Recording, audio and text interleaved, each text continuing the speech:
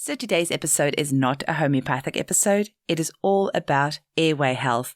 And to talk about this topic, I got on the expert, Dr. Shereen Lim, right here from Perth, who has just released a new book called Breathe, Sleep, Thrive. Discover how airway health can unlock your child's greater health, learning, and potential. This is a topic that's very close to my heart, and you'll hear me ranting and raving throughout this episode about how important airway health is. And this is the part where you know absolutely, if you've listened to the show, even one episode or seen me in person, how passionate I am about homeopathy and the incredible scope that we have of being able to heal people. But sometimes we have what is called a maintaining cause that just prevents us from getting that absolute optimal health with homeopathy that we should be able to. And I personally believe that airway health is one of the things that can have a huge impact, especially on our little children. And if we can make people aware of this very important topic right from the word get-go, we are going to prevent a lot of children being unnecessarily medicated and having long-term issues. So please share this episode far and wide. I am sure it's going to blow your mind just like it did mine. You can find out more about Dr. Shereen at her website, drshereenlim.com.au. That's drShereenlim.com.au, or her clinic, sparkledentaljoondalup.com.au or tonguetieperth.com.au. And you can purchase copies of Shereen's book at her website, drshereenlim.com.au. She also has copies at her clinic in Joondalup here in Perth, and you can find it online on Amazon, or you can find it on my website, eugeniekruger.com. Alternatively, if you'd like to support the podcast, you can also purchase a copy with my Amazon affiliate link, which I will put in the show notes. Thanks so much for listening. Welcome to the Homeopathy Hangout, where we discuss all things homeopathy from around the world. And now my mum and your host, Eugenie Kruger. Hello, homies, and a very warm welcome to Homeopathy Hangouts.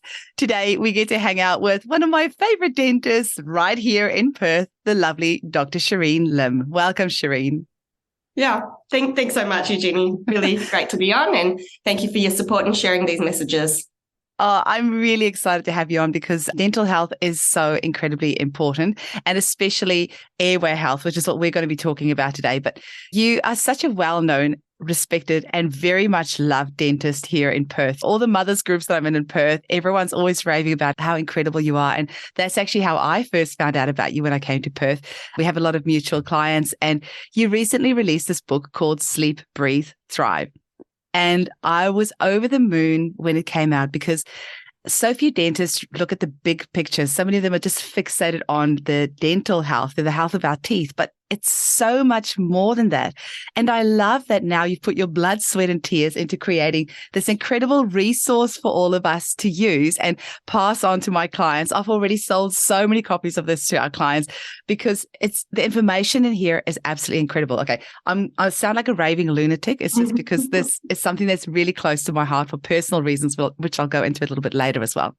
And we now have this book in our clinic for sale as well. And maybe before I get too carried away, the title of the book is Breathe, Sleep, Thrive. Discover how airway health can unlock your child's greater health, learning, and potential. Can you maybe tell our listeners what is airway health? So if you talk about airway health, what does that mean and what does it encompass? Yeah, airway health is about paying very close attention to the way that we breathe, because that affects the way we sleep and many other aspects of children's development.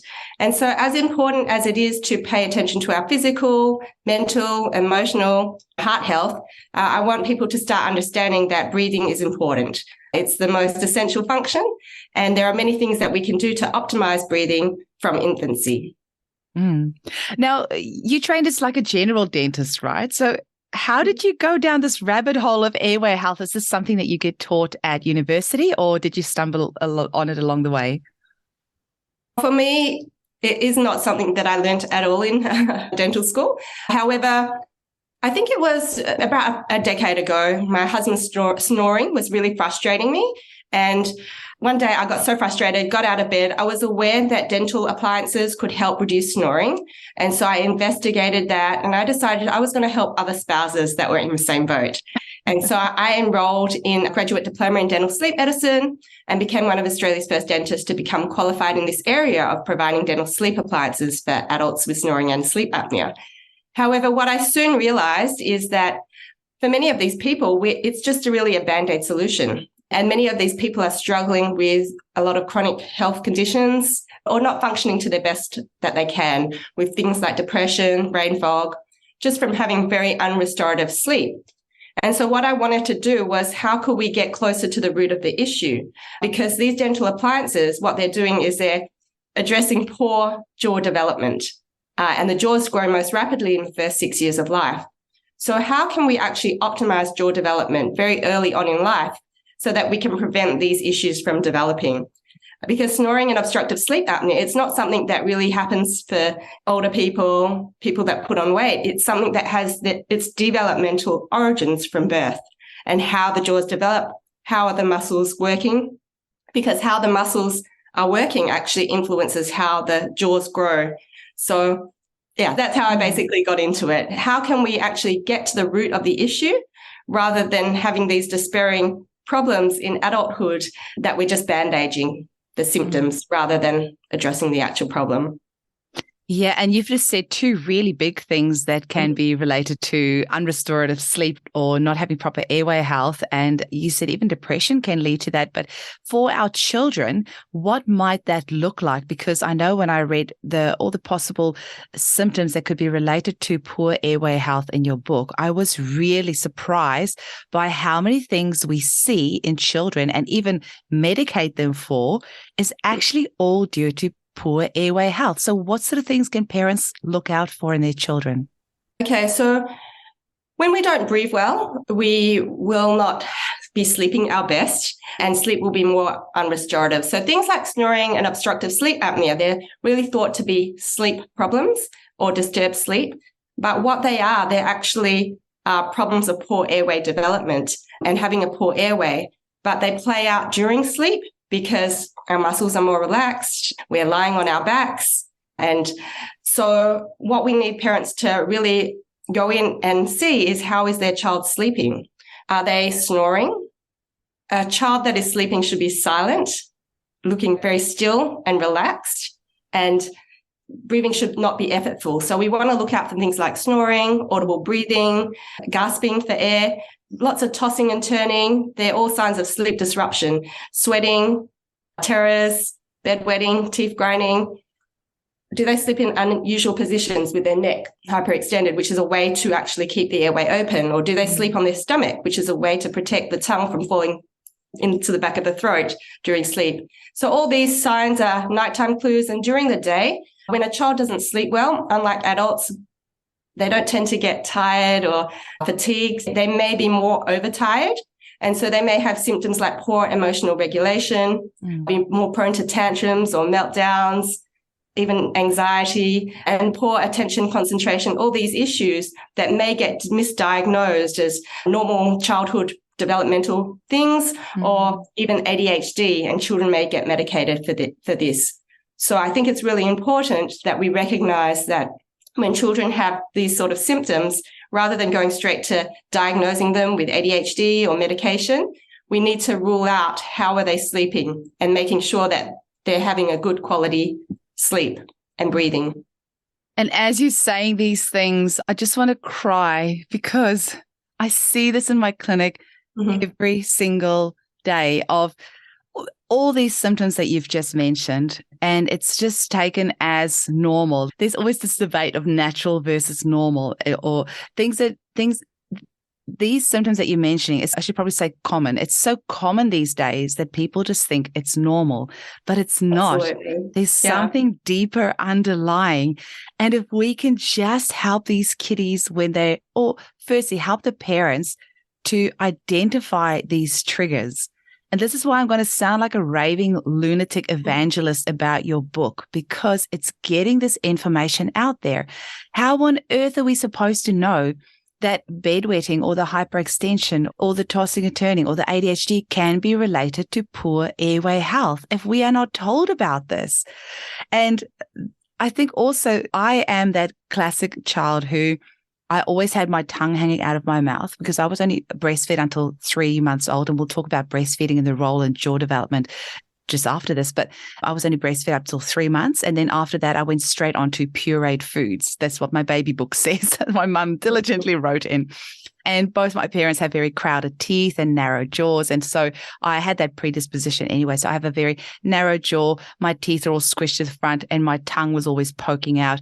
And so this whole forward jaw development, very high arch, so not enough space for my tongue to be there. And so reading through this book, and chronic tonsillitis as a child. So just so much of what was in your book, I recognized in myself. Luckily, I had no issues with attention or anything like that. I did really well at school, but so many of those things in your book, I recognized. And I am now going through palate expansion myself, and my kiddies are as well, because they're 11 and 8. And I just feel if I had your book even 10 years ago or even 5 years ago, I could have even earlier made some changes to my children's jaw development, even though they were breastfed up till close to 2 years of age. I think they had that predisposition from me already, so maybe their jaws didn't develop quite as well as it could, even though I did what I thought was all the right things with breastfeeding and baby-led weaning and that sort of stuff. Mm-hmm. So that's why I want to get this information out, because there's so much good that we can do with our children's development if we just catch it early. Okay, I'll just tone down my raving lunatic. No, I mean, totally. Even myself, I have 2 children that are aged 15 and 12. And one of the reasons why I did this was to try to make sure that they didn't grow into those adults with those problems. And even now, I recognize there are so many things that I wish I knew earlier. And yeah, I think it's important to share. And that's why the book is there, having the opportunity to see lots of infants with their tongue tie releases. I want those parents to recognize that these are the next things we need to look out for. And these are the things that should raise a bit of suspicion, because there are many things, like you said, that parents think are quite normal developmental problems. Whether it be tantrums or meltdowns, a lot of people would say, oh, that's pretty normal for a 2-year-old, or my other child is way worse. This is okay. And they accept things that are just little warning signs that things are a little bit not as optimal as they could be. Or even there's so many kiddies that snore. And I guess because you're in a mother's group and you say, hey, my kid snores. And so many other mums go, oh, yeah, my kid snores too. Oh, it must just be a kid thing. So they kind of brush it off instead of realizing that it's actually potentially a very important warning sign that, they should catch on to pretty quickly. What sort of things can you do right from the get-go to ensure that your child's jaw development is optimal? Well, I want people to recognize that the way that the jaws form, we are all born with the genetic potential to grow a full-size set of jaws that accommodate all our teeth. And the way that the palate or the top jaw forms is largely through the tongue. So the tongue suctioning, it actually sculpts the palate so that the tongue and the palate should actually be the same size. And so one of the very first things, or one of the most modifiable influences on jaw development in the first year of life, is breastfeeding. So if we can breastfeed for optimal transfer of milk, it requires tongue suction, where the tongue raises to the roof and then of the mouth. And then as it drops, it creates a suction, and that's how milk comes out most effectively. And so ensuring that children can breastfeed and ruling out tongue ties that may actually contribute to poor latch and poor efficiency of milk transfer and other compensations. So I think really making parents understand you can choose breastfeeding or bottle feeding, whatever you want, but there are mechanical benefits of breastfeeding beyond the immunological and other health benefits with that. So making sure parents understand that, and also the use of pacifiers. Pacifiers alter the normal suck and swallow. They push the tongue low and they increase sucking pressures of the lips and cheeks. And so that can distort the palate. So really dummy use and making sure that the muscles are optimized through good chewing during the first year of life as well. So not overdoing the purees or sippy cups, and really encouraging texture, even looking into baby-led weaning as a way to introduce solids so that the muscles are being more used like they were in the pre-industrial times as well, where there was less incidence of dental crowding and small jaws. So you see these photos of the Aboriginal tribes when they were still having their original diets and things before the Western diet was introduced. And you do see those beautiful wide jaws and the gorgeous teeth. And it's actually quite stark. It's quite a stark realization when you see the photos over the years and how people's jaws have changed, hey? Yeah. And those anthropologists that are studying different populations where we introduce those modern diets, within one generation, we can actually see that there is increased incidence of crowding, which is underdevelopment of the jaws. So we know that it's not a truly genetic phenomenon. It's epigenetic. What's happening in our environment is affecting the way that we express our genes. So it's not something that we have to say is a genetic and we're going to inherit it. There are lots of different things that we can do to influence that trajectory of growth. That's really positive news. That's really nice, because sometimes it can seem really overwhelming. And especially if you look at your family's jaws and you think there's nothing, my kids don't have any hope. It's nice knowing that it's all about epigenetics and the way that the genes express themselves. There's still lots that you can do. So are there anything else that parents can do at home? I know I've heard about and I think you mentioned in your book I know you mentioned in your book about the myo munchies as well. Is that something that you would recommend, like maybe instead of a pacifier, or should people just use it anyway as a blanket means of trying to develop their children's jaws, or is there just a certain place for it? What are some options for people that want to use some tools at home other than the breastfeeding and the baby-led weaning and not using pacifiers? What other things can people do? Well, I think very early on, we need to pay attention to ensuring nasal breathing. And so from infancy, when children are sleeping, we can kind of close their jaw to see if their mouth will seal, because a lot of the time it will. So just promoting that sort of habit. And then, myo munchie, it's a tool that I really like, and I think that it has many applications. A lot of children will benefit from it. So that can be introduced as early as 6 months, 5 to 6 months, when babies can start holding things. So they can put it inside their mouth and they can chew on it. It promotes proper swallowing without use of the lips and cheeks. And it's really great sensory input, because what I'm seeing is a lot of children that have their mouths hanging open, their tongue is sitting low in the mouth. These are the children that are more prone to developing habits like sucking, putting clothes and objects inside their mouth, nail biting. So I like the idea of introducing this appliance inside their mouth that's going to stimulate a lot of the sensory receptors that are in there and help them discriminate where things are inside their mouth. So from 6 months to 18 months, there's a BB munchie, which is a smaller version that can only be purchased through practices like ours. And then after that, 18 months and over, you can actually purchase them online. And just the idea is to introduce them every day, chip away, to introduce some jaw exercise, and it builds lip seal. It just stimulates all those muscles, because many of us, we're eating very highly processed foods compared to pre-industrial times. So it just really stimulates the muscles that are really important for all the things like speaking, swallowing, chewing, and really jaw development and how we breathe. Yeah, that lip seal is something that I just never got because of this forward jaw development. I've got this dimpled chin, and I never realized it's because of all these kind of accessory muscles having to work so hard because of this protruding jaw. And so about 7 years ago, I started taping my mouth shut at night.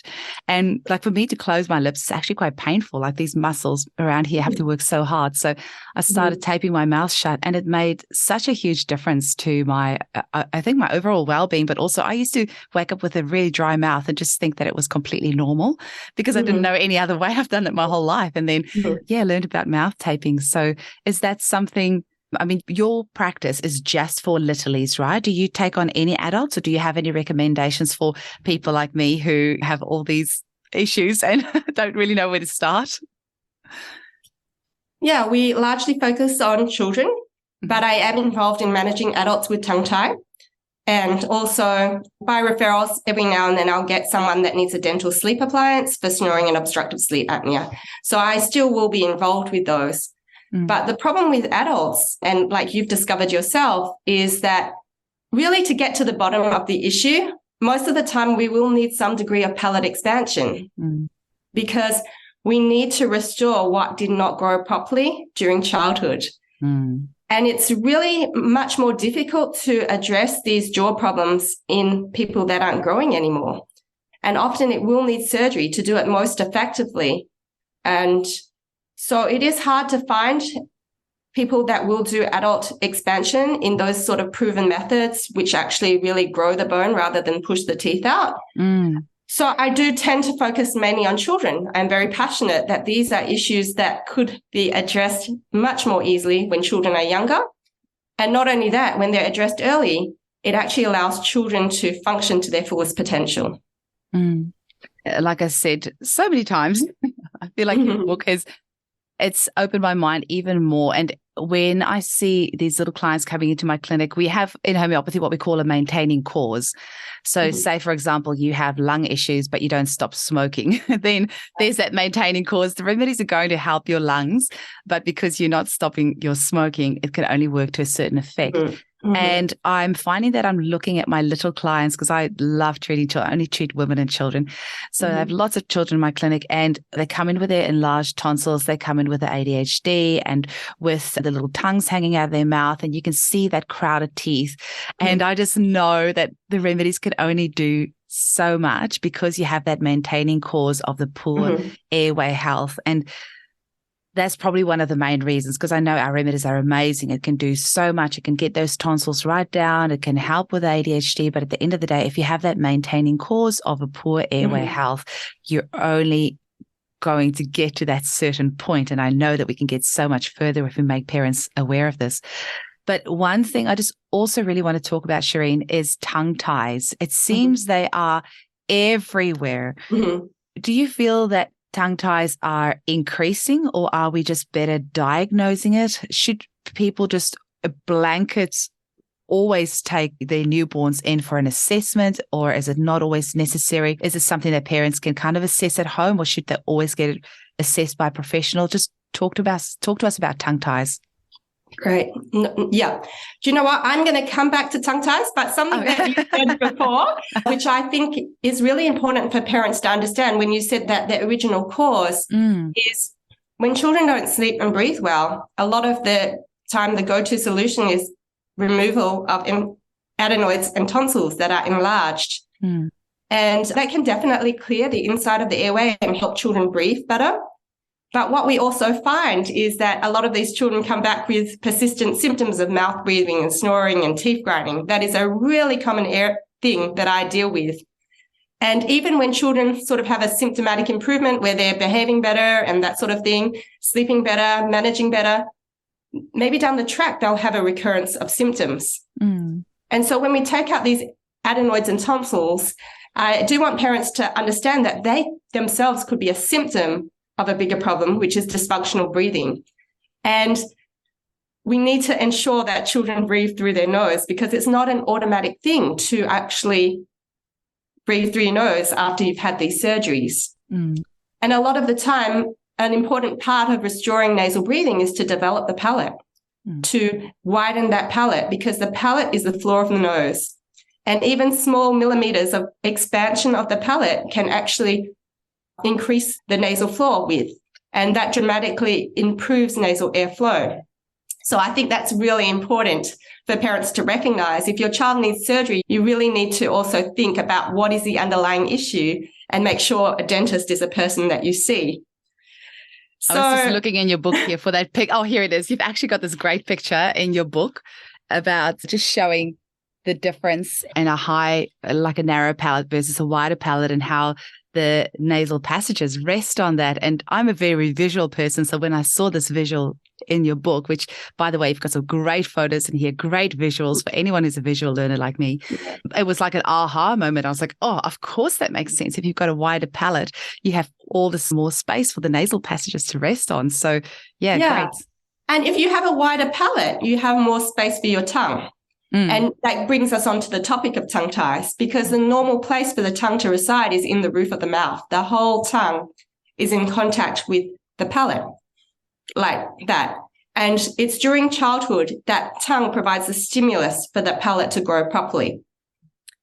And that's why we need the tongue to have the mobility to actually suction to the roof of the mouth and to be able to develop that tone because one of the functions of the tongue is an upper airway dilator muscle. It's a throat muscle. And during sleep, it helps to keep the throat open. And so now we're recognizing that tongue ties that are untreated at birth are linked to the development of obstructive breathing during sleep in childhood and adulthood. And so you were asking, are they overdone? So not really, because I'm seeing a lot of patients that have had these tongue ties that haven't been addressed. And people compensate, and it's surprising when we do the release, how many facets of their life can actually improve when we do the tongue tie release. However, it's often not a matter of doing the tongue tie release and you're going to prevent all these future issues from occurring. Really, what we need to do is make sure that the muscles are working really well. And it's not just a quick snip. It's really working with a lactation consultant, a speech and feeding therapist, myofunctional therapist, to make sure the tongue is working well, and then to develop the palate so that it has the optimal space to function as best as possible. And so when you said, do we book in to have a tongue tie assessment? Not necessarily, because it can be difficult to diagnose tongue ties sometimes. Some of them are very obvious. We all have a string that connects the floor of the mouth to the undersurface of the tongue.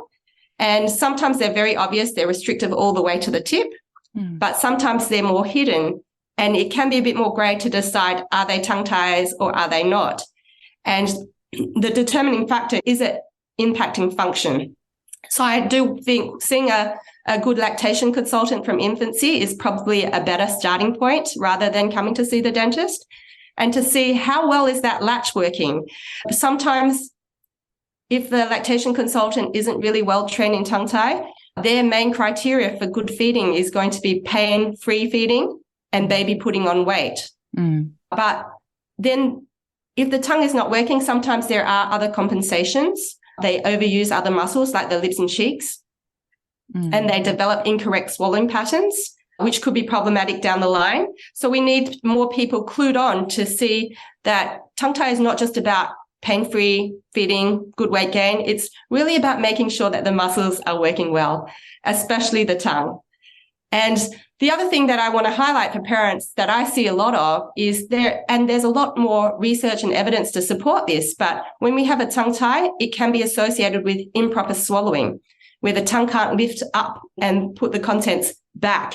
And these babies will present with reflux-like symptoms. They will have stomach distension or be gulping and swallowing a lot of air. They may present with colic-like symptoms or reflux-like symptoms where they're just really uncomfortable on their back, or they look like they're in pain, they're frustrated and pulling on and off the breast, or spilling lots of milk from the sides of the bottle when they're on there. And many times I see that these people are going to the medical specialists, they're getting prescribed reflux medications that aren't really effective. And there are these reflux medications, they're actually studied for adults. They're not proven for children. In fact, the research tells us that they're associated with increased risk of bone fractures in childhood. And so we are giving them a medication, but it's a really common issue that the underlying problem is dysfunctional swallowing, and they're taking in too much air. So I do want to let parents know, because I see a lot of these families that running around in circles doing everything that they can. They're getting told to change formula, to introduce thickener, to do all these things, change the bottle. But really, sometimes the tongue tie is the issue. And a lot of parents don't get to enjoy their children. And it creates a lot of stress and reduced confidence in their parenting and their ability to feed. It affects people mentally. And I think it's really important that we highlight this issue, because it's something that I see every day, every week. We need to make sure that people understand that when we medicate a baby for reflux, let's make sure that their feeding is effective and they're not swallowing air. Oh my gosh, Shereen, you're actually making me teary talking about this, because we see this every single day. And the mothers groups that I'm in, I think apart from teething, reflux issues in newborns have got to be one of the top things that mums post about in Facebook mothers groups, where they are completely at their wits' end because of the reflux and just baby being in so much pain, nobody in the house getting any sleep. And exactly like you say, they lose their confidence. They're massively sleep deprived, often have other children to look after as well. And the effect that has on the whole household, when really this newborn infancy stage should be so blissful and beautiful, and that they just do not get to enjoy that. So I'm so glad that you've brought up about the reflux and the function of the tongue plays in all of that and those muscles. That's absolutely beautiful that you've mentioned that. I think so many mums are going to find so much like an aha moment in listening to this episode and realizing that there's all these things that they can do to help their children. The only problem that I have with us here in Perth is it's only you and maybe one or two other practitioners that are actually qualified in looking out for this. Like, is there perhaps, I'm just thinking because we have such an international audience from literally people all around the world listening to the podcast, for our listeners that don't live here in Perth and have the privilege of coming and seeing you, because I think you are still taking on new clients, right? Probably not really. I know you're very booked. I am. And it is a pretty long way at the moment.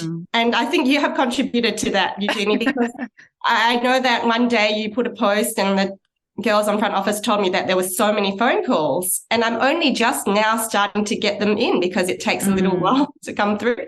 But yeah, people like yourself highlighting this issue. So you're sort of asking me, where can other people find a dentist? Where do people, because not many dentists are trained in identifying this and knowing where to go from there. Is there something that you can recommend for our international listeners on how they can find a good dentist to work with to help them address these things? I think we can always start with a Google search to look for dentists that are airway focused, that are really understanding the connection with that. But in terms of directories, quite often I will send people to the AAPMD directory, the American Academy of Physiological Medicine and Dentistry, because I do think that that can be a good starting point, whether it's seeing a myofunctional therapist or a dentist or a speech pathologist, anyone who is on that directory, they may have a local network. And so you can reach out to them. And so I found that to be a helpful stepping stone for people. Amazing. Shereen, it's been so amazing chatting with you. Is there any final message that you would like to pass on to our listeners? And please also tell them how they can get hold of you and how they can get hold of your book, apart from at my clinic. Yeah, I guess what we really want parents to recognize is the importance of nasal breathing. And there are so many things that are dismissed as normal childhood problems that could have their roots in poor breathing. And so when we have things like picky eating or lisp and speech problems and thumb sucking or bedwetting, teeth grinding, all these common things, behavioral issues, really to look at their breathing. And it's not just about surgery. It's not just about let's get their adenoids and tonsils out. We really need a team approach to be able to solve those problems. And that includes looking at their jaws, because the jaws are the floor of the nose, the house for the tongue, the framework, the bony framework for our collapsible throat. And so really to understand that when we identify these problems, it will require a team approach. And I think it's really important for the future that we can get all our professions involved in children to be on that same page. When you're a lactation consultant, it's not just about the painless, good weight gain breastfeeding. It's about how can we get the muscles to work better, because that's the number one thing that can help we can modify to grow our jaw structures well in that very rapid period of jaw development. And so in terms of trying to dig deep and find more and connect the dots, it's not an easy conversation to have. It is quite complex and there are lots of facets to it. So the book is really to take all that knowledge and put it into one place as a reference for parents. And where can you purchase it? Definitely from you, but from Amazon and many other online sellers. And you're selling them at your clinic as well, hey? It is available in our clinic too. Yeah. So have you got a website? Because I would obviously rather send people to you. I always ask whenever I have authors on the show, where's the best place for people to purchase books to support them? Because I know that as an author, you don't end up actually getting that much of like the. You even said before we start recording, like you never actually end up recouping all the hours that's spent researching and putting this together. So where's the best place for people to support you to purchase it from? Do you know what? I'm comfortable. Like you can purchase it from our practice. You can look at drshereenlim.com.au. But I'm also happy with Amazon. I think they've got a great system, really nice and easy. People can get it delivered in 2 days. So from Amazon is quite fine with me as well. And yeah. Wonderful. Most important thing is read it and purchase copies for your friends and family and anyone with littlies. I think this is going to be one of those really good books that, along with when your friend has a newborn and you're giving her teething tablets or like maybe a nice bath oil or something like that, just also throw this book into every stalk party that you have or any blessing way or anything like this. This is going to be an essential to give to any mum with a newborn. Thanks very much. That is definitely a dream and a hope. And yeah, I appreciate you making that suggestion. It's such a pleasure. Just think of like all the people that we can help, and it gets me excited when we have this amazing knowledge. It's so easy. It's an easy read, but at the same time, you've got very technical information here that has been put forward in a very easy to understand way. So I can imagine this is a book that's going to be great for dentists as well as just the mum. I don't say like saying just a mum.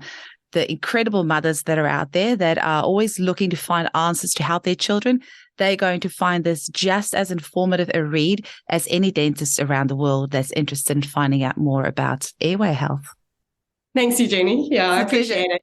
Well, thank you so much for coming on the show, Shereen. I really appreciate it. And thank you for the difference that you're making in our children's lives so they don't have to have forward jaws and sticking out tongues and weird teeth like me. No, I appreciate it. Thanks so much for all you do. All the best. Yeah. Bye. Okay.